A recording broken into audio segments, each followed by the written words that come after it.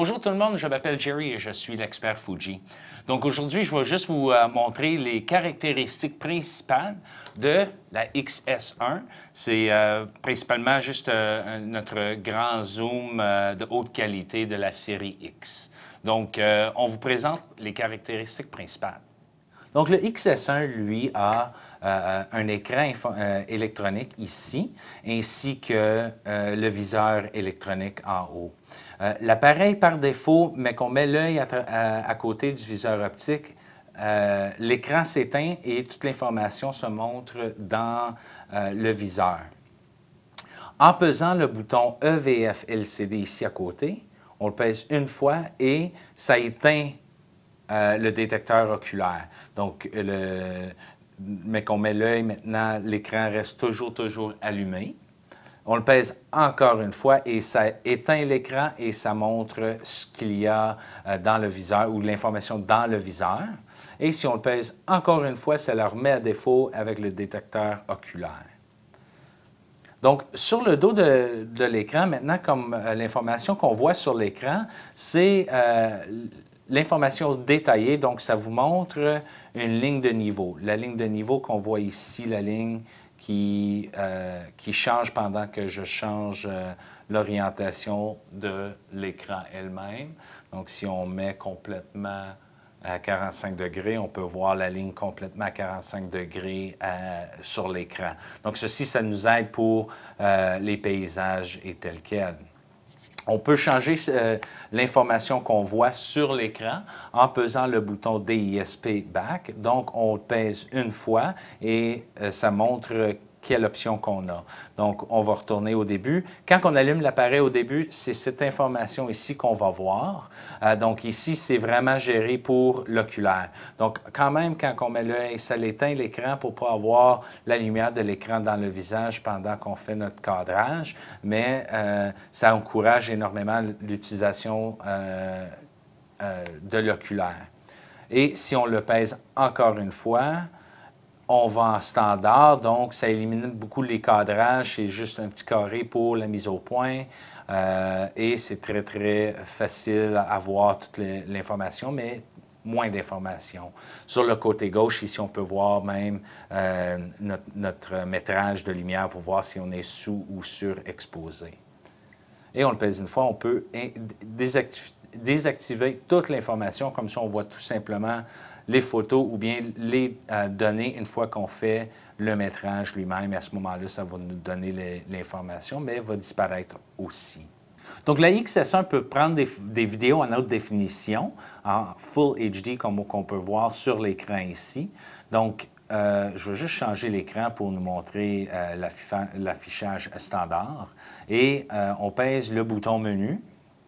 Et on va aller voir les qualités de vidéo en mode vidéo ici. Donc, il y a plusieurs modes avec de la 1080 à 30 prises par seconde ou 30 images par seconde. Et comme vous pouvez voir, on peut aller jusqu'à 200 images par seconde, mais une réduction de qualité de vidéo lui-même. Avec le XS1, on peut faire la mise au point automatique, bien entendu, durant la vidéo, ou bien on peut y aller aussi en mode manuel. Donc, sur le devant de l'appareil, on voit ici la petite molette qui nous donne le choix de choisir nos différents modes de mise au point. Donc, je vais aller en mode manuel. Et avant de prendre la photo, juste pour me situer un peu, je vais peser le F-Lock ici et ça va me faire une mise au point automatique pour commencer. Maintenant que j'ai ma mise au point et je suis en mode manuel, je vais aller en mode P avant, et voilà. Et maintenant, je peux commencer mon vidéo. Donc, je vais juste montrer l'écran un peu. Donc, si je fais mon zoom durant mon vidéo, je vois que maintenant, je suis un peu embrouillé parce que je me suis servi du zoom. Donc, mon vidéo, maintenant, mon sujet est un peu embrouillé, donc je veux juste le raffiner, la mise au point. Donc, voilà, maintenant, mon sujet est très beau. Je continue mon zoom un peu. Là, je vois encore qu'il est embrouillé. Donc, je le change encore une fois. Je m'assure que mon vidéo est bien en focus ou en mise au point manuel. Avec le mise au point manuel, on peut s'assurer de ça. Et pendant qu'on change le zoom encore, parce que c'est un zoom manuel, on peut faire le zoom manuel très doucement et très doucement, surtout si on se sert de trépied. Et encore une fois, mon sujet est très clair en tant que qualité et de clarté. Aussi, après que maintenant que la vidéo soit faite, il fait la mémorisation. Ce qui est très intéressant aussi, c'est que durant la vidéo, en mode vidéo, on peut aussi choisir la mode de photo en vidéo. Et ça nous donne le choix de prendre une photo soit en haute qualité, de pleine résolution durant la vidéo, avec une très, très courte interruption aux vidéos. Ou bien, on peut aussi faire une priorité de vidéo qui réduit la qualité d'image, mais assure aucune interruption aux vidéos. Donc, moi, je vais prendre priorité vidéo. Et maintenant, je vais prendre un petit vidéo très court. Encore une fois, je suis en mode de mise au point manuel, donc je peux jouer encore et m'assurer que mon vidéo est très, très sharp. Donc, comme on peut voir là, il n'est pas très net. Donc, je vais ajuster la mise au point. Maintenant, on est très net. Donc, c'est très rapide de choisir sa mise au point. Et maintenant, je veux prendre une photo. La photo est belle. Je prends une photo tout simplement en pesant le déclencheur. Je vais en prendre une autre, j'en prends une autre. Donc, maintenant, je peux arrêter mon vidéo. Et je peux aller en visionnement de photos. Voilà les deux photos que j'ai prises durant la vidéo en très bonne qualité, ainsi que le vidéo lui-même que j'ai pris, ainsi que mon enregistrement. Donc, ce qui est intéressant aussi, c'est qu'avec cet appareil, non seulement on a la mise au point manuelle, mais aussi on peut se servir des micros d'accessoires, des microphones d'accessoires. Donc, des micros, disons, de ce genre ici qu'on a, qui nous permet de brancher, disons, un micro haut-parleur comme ça. Et donc, ce module-là s'attache à la personne et ensuite, on a aussi cette pièce ici qui s'attache elle-même à l'appareil photo avec une prise sur le côté, une prise sur le haut, c'est-à-dire, et ça rentre dans une prise dans le côté de l'appareil. Donc, on regarde ici sur le côté, on a la prise pour le AV, le HDMI ainsi que le port USB, mais aussi on a le port pour le micro.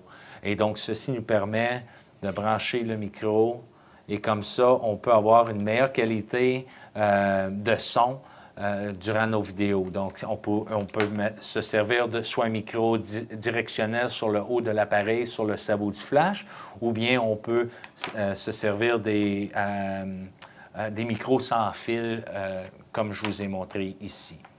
Donc, pour ceux qui veulent vraiment faire des photos soit sportives ou veulent prendre des photos de leur enfant et ont besoin de la rafale, je vais vous montrer très rapidement comment facile que c'est à aller en mode de rafale et en différents modes de rafale. Donc, ici, on a l'écran d'information. On voit tout simplement notre mode de mise au point ainsi que nos vitesses. Si on pèse en haut, ici, sur le haut de l'appareil, on voit le bouton de décalage ou de rafale. On le pèse une fois et ça nous montre sur le côté gauche toutes les différentes options. Donc, la première, c'est une photo, tout simplement, une à la fois. Et ensuite, plusieurs modes, soit de bracketing ou en rafale, tout simplement. Ça, c'est de la rafale, tout simplement, et dépendant de la vitesse et de la qualité de photo, ça va vous donner différentes options. Et si on descend ici, on a aussi capture d'image optimale. Donc, on va choisir lui juste pour vous montrer. On va juste changer notre écran, notre affichage. Et on va en mode automatique.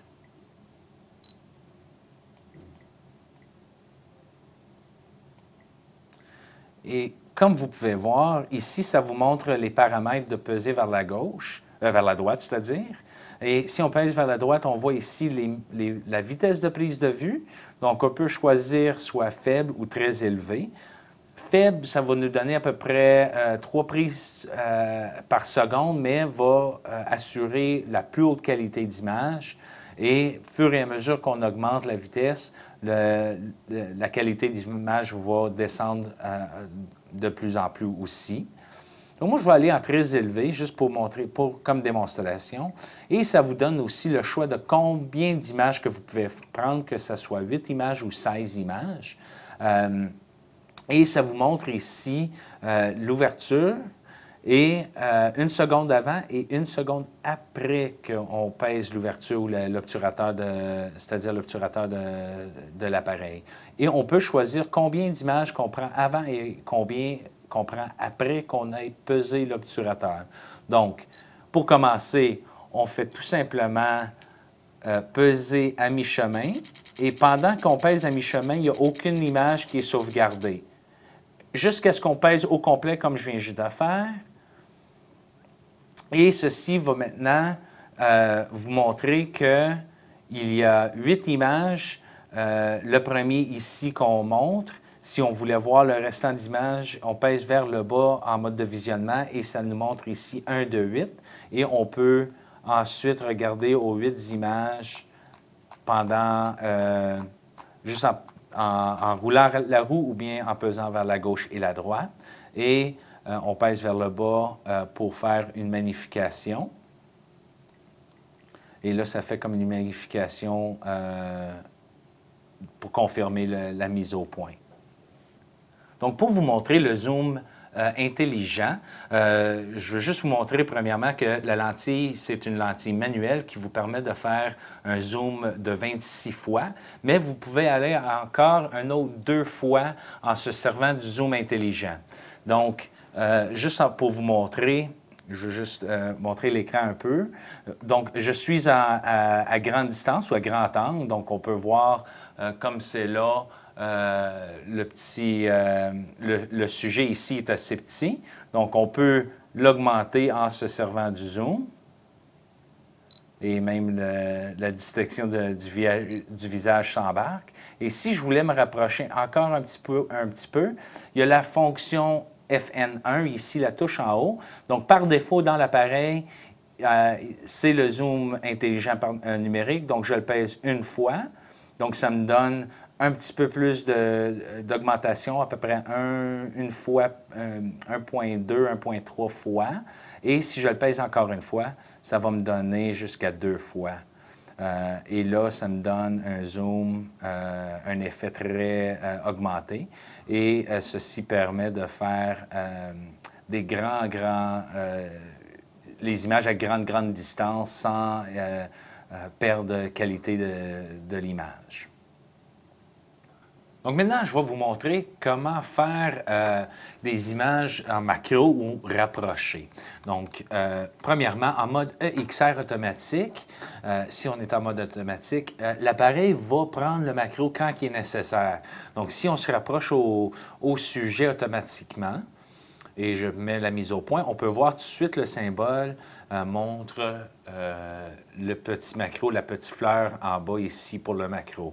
Même sans toucher l'appareil, sans faire sa mise au point, je me rapproche au sujet et l'appareil souvent va automatiquement faire le macro comme c'est fait maintenant. Maintenant, si je veux forcer le macro, pour choisir mon mode macro, il y a 2 différents types de macros. Donc, il y a le macro bien ordinaire.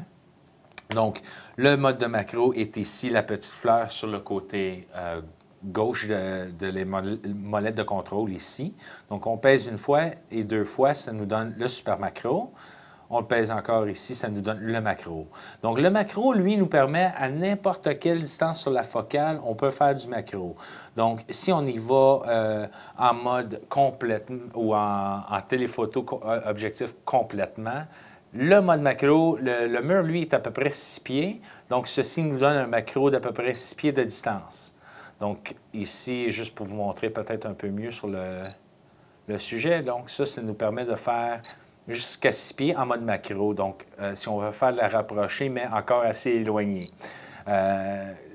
Donc, ça, c'est en mode en téléphoto et même on peut se rapprocher jusqu'à 30 cm ou 10 cm du sujet au grand angle. Et si on voulait même se rapprocher encore plus, on peut aller en super macro.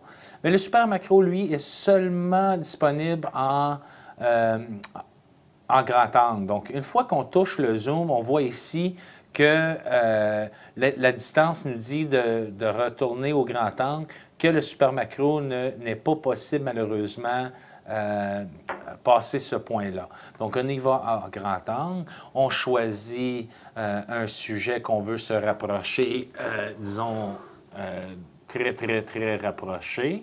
Donc, je vais me rapprocher ici et je vais faire ma mise au point.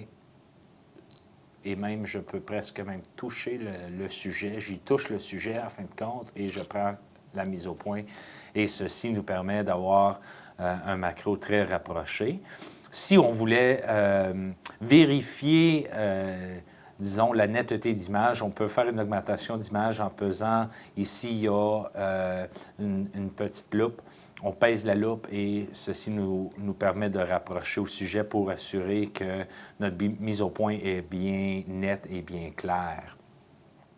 Donc, comme tout boîtier réflexe, les appareils ont un mode manuel qui nous permet à choisir soit l'ouverture ou bien choisir la vitesse de l'obturateur. Donc, je vais juste vous montrer comment changer ces données-là en mode manuel pour la XS1. Donc, on peut voir ici sur l'écran que je suis en mode manuel. On peut aussi aller en mode soit priorité d'ouverture ou priorité de vitesse. Donc, on va aller en mode manuel. Comme ça, je peux vous montrer comment changer les données. Donc, en bas ici, il y a une petite flèche jaune qui montre le côté pour l'ouverture à f2.8. Parce qu'il est au grand angle et il est déjà ouvert au maximum à 2.8, on voit seulement la flèche jaune d'un côté. Donc, on se sert de la petite roue ici en haut et on fait tout simplement faire la rotation. En même temps, on peut voir ici que en fermant notre ouverture. Donc, le plus que je ferme l'ouverture, le plus foncé notre image va être sur le côté gauche avec le métrage de lumière. Donc, je continue et je peux aller jusqu'à F11. C'est le plus petit qu'on peut rapetir l'ouverture.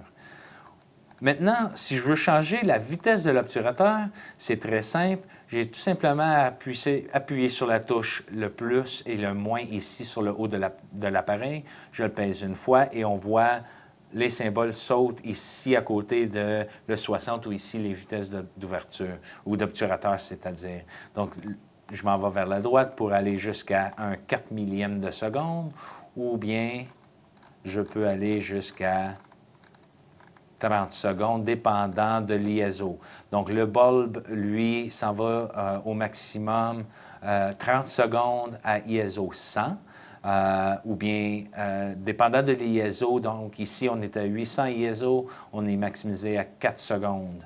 Donc, pour avoir une plus longue ouverture, on doit réduire la sensibilité. Donc, on doit changer le ISO pour qu'il soit à 100.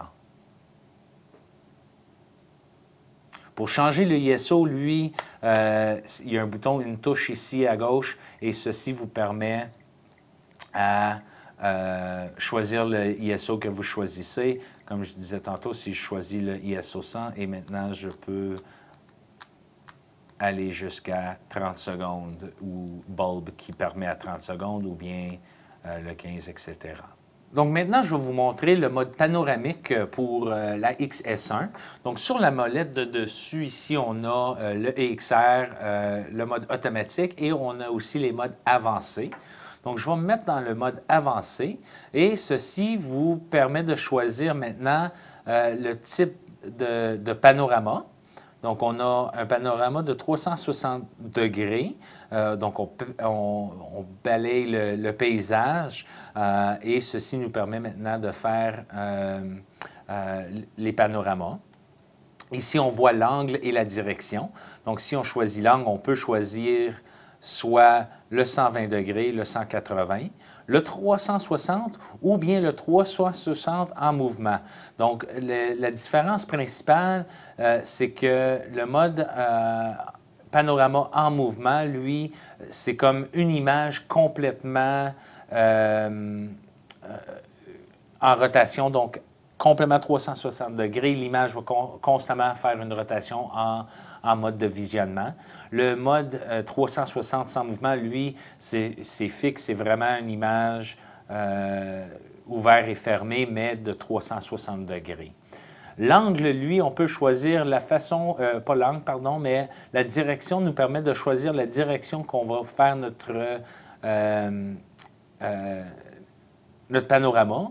Nous autres, on suggère de choisir un mode de panorama qui change l'angle pour que vous choisissez ou que vous mettez l'appareil en mode de portrait et comme ça, vous pouvez maximiser la grosseur du capteur pour la meilleure qualité possible pour nos vidéos. On fait notre mise au point. Et on choisit maintenant, on pèse le déclencheur pour commencer la vidéo. C'est comme une vidéo. Et il y a une ligne jaune ici qui nous permet de garder notre horizon et la direction. Donc, je vais faire la rotation à 360 degrés. On le fait tranquillement, bien compris que je n'ai pas de trépied ici et que je le fais à main libre.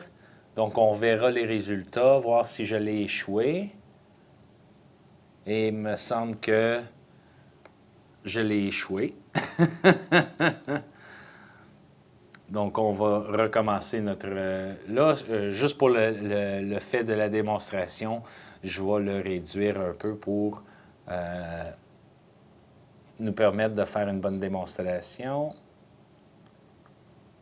OK, maintenant, je peux faire à 120 degrés.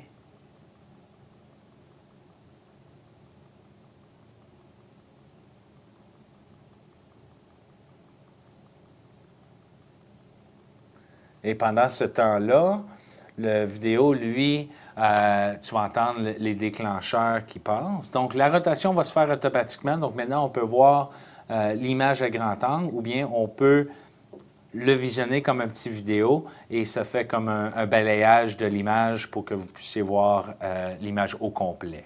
Donc, ça, c'est le panorama avec la XS1. Donc, pour aider à la fonctionnalité de l'appareil, nous avons introduit deux boutons de fonction sur l'appareil, la XS1.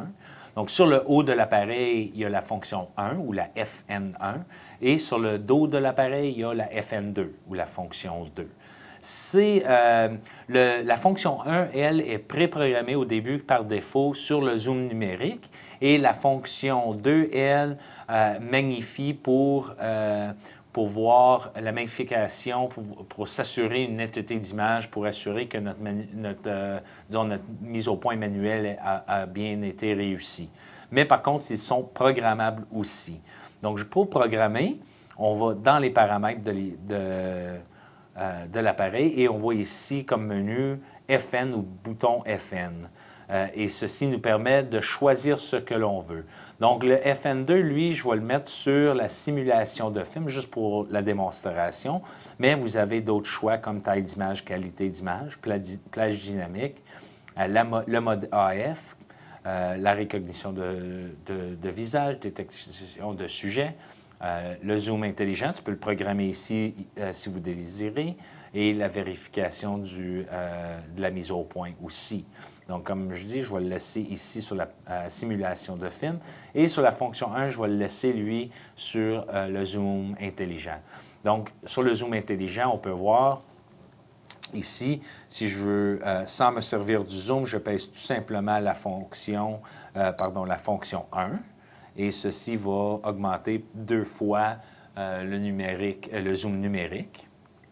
Et la fonction 2, elle choisit le type de film, donc le standard ou la Velvia ou la Stia, noir et blanc avec tous les filtres disponibles qu'on peut vous offrir aussi. Sur le dos de l'appareil aussi, on voit le bouton RAW. Et ça permet à une touche de faire des images RAW, mais après que l'image soit prise, ça va retourner en mode, ça va rester en mode RAW. Et en mode visionnement, si on pèse le bouton RAW encore, ça nous permet de faire le traitement d'image directement dans l'appareil. Donc, ceci, on peut maintenant choisir les simulations de film après avoir pris une image RAW. Je vais le mettre en sépia. Et maintenant, on pèse le RAW et ça crée l'image en JPEG avec le sépia en gardant même l'image originale. Donc, voici l'image sépia en JPEG et voici l'image RAW. Donc, merci d'avoir visionné nos vidéos. Donc, on vous encourage certainement de vous abonner à nos vidéos sur YouTube et certainement de nous suivre pour plus ample information sur nos appareils Fujifilm. Merci.